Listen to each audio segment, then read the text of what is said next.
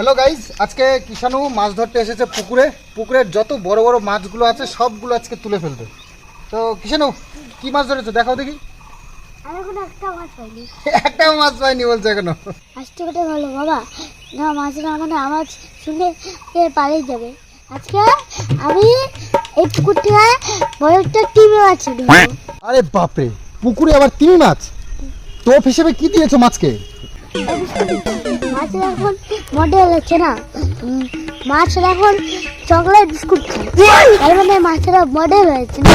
আরে বাপরে, বলে কি? তাই তো চশমাটা গেল কোথায়? চশমাটা দেখতেও পাচ্ছি না।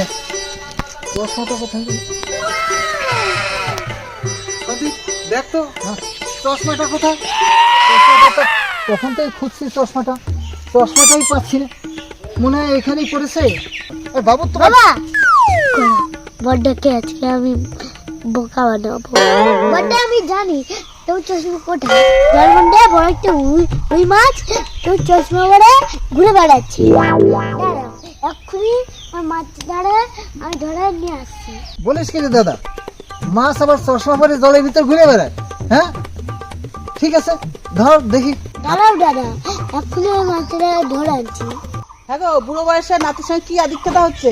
চশমাটা মাথায় তুলে রেখে সারা বাড়িটা মাথা করছে কেন? হ্যাঁ, চশমাটা আমার কপালে। তাই তো, একদম ঠিক তো। আবার নাতি যে আবার বললো চশমা পরে বড় একটা মাছে জলের ভিতর দিয়ে ঘুরে বেড়াচ্ছে। তাহলে মাছ চশমা দিয়ে পালাই গেছে, আমি তো চলে তো গাইজ, আজকে কিষানু পুকুরের বড় তিমি মাছটা তো পারলো না ধরতে, কিন্তু শেষমেশ দাদুর চশমাটা ফেরত পেয়ে গেল।